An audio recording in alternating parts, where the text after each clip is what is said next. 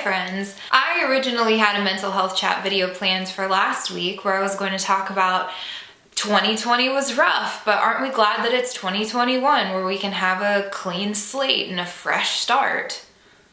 But I'm actually glad I ended up delaying this video because I had a bit of a realization in the last week that I wanted to share with you guys. So the first important thing you need to know is that I have a very weird relationship with aging. Getting older is something that causes me a lot of stress and anxiety, and a part of that is because fear of dying is like my number one thing that I'm scared of, so.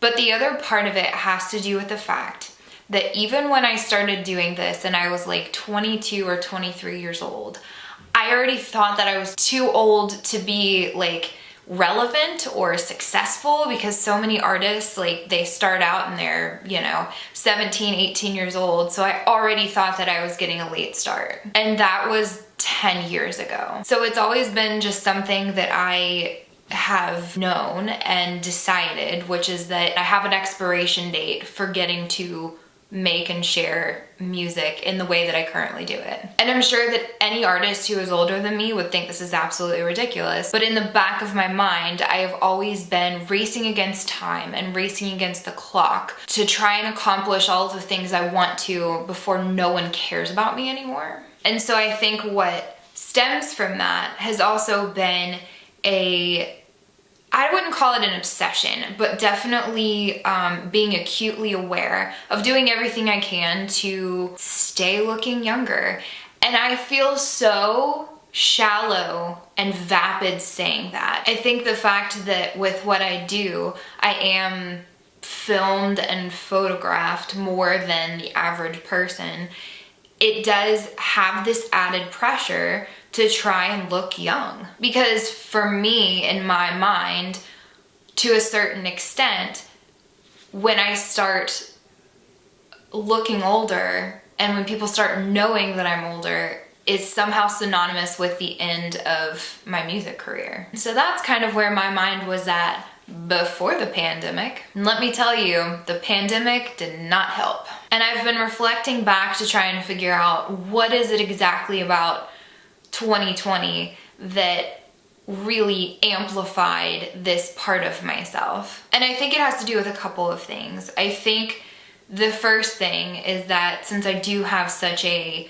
deep-seated fear of death, and there's been so much death and so much loss, it's just been in the forefront of everything in 2020. But I think the other part of it is that the things that we do to spend our time, the limited time that we have, like being with family and being with friends and doing things like going to concerts and going to movies, got taken away. So then you have this weird added mix of having a lot of time to be able to be nostalgic about how things used to be and feeling like this time is being taken from us, it's being wasted. So I know that that was definitely a contributing factor.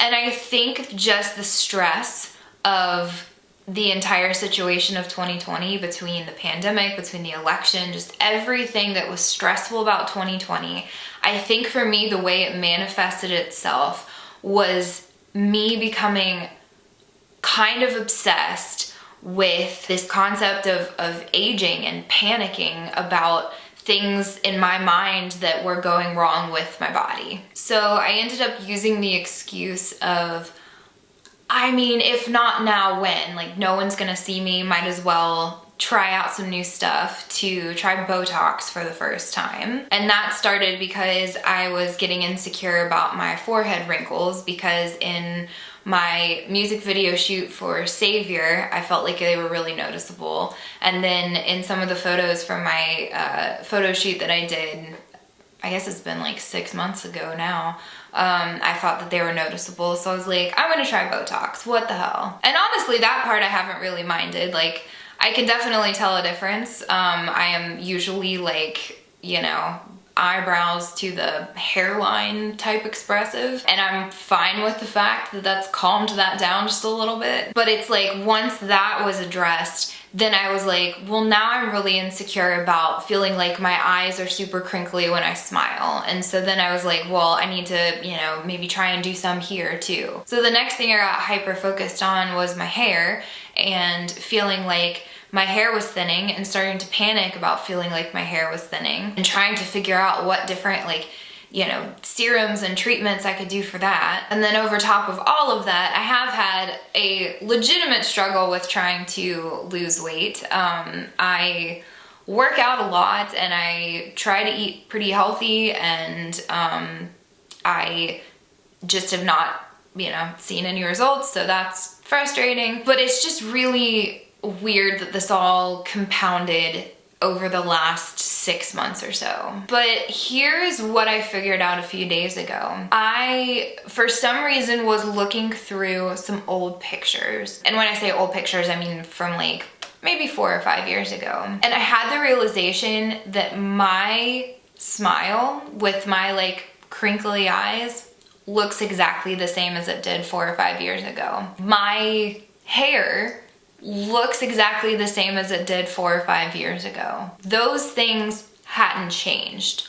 My level of self-criticism is what changed. And I don't think that I quite realized until that moment how toxic it has become. And it's sad that it stems from this fear of getting older means that I'm not going to be relevant anymore, and that I'm not going to be able to do this anymore. But I shouldn't get so caught up in anticipating and being afraid of what could happen in the future that it takes away any of the joy of what I do now. It shouldn't get to a point of me being so hard on myself that I start creating problems that aren't there. I think that everybody gets scared of getting older, and I think that that has definitely been highlighted over the last year. I mean, we've all just been forced to like face our own mortality. And I think that I probably will always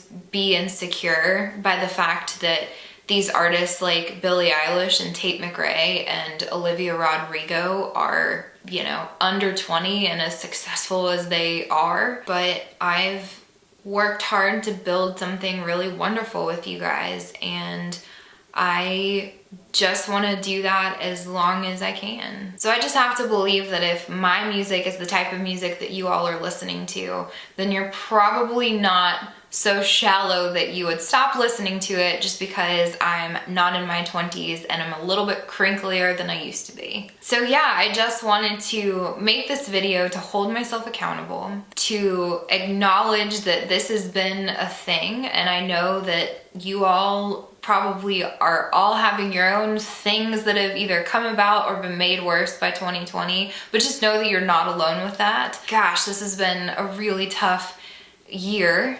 And a really tough start to this year that has manifested itself in different ways for each of us. And this has been one of the things that I think I've realized, that all of the stress of this last year has created this for me. But now that I know about it, I'm like actively aware of it, I'm gonna try and be better about it.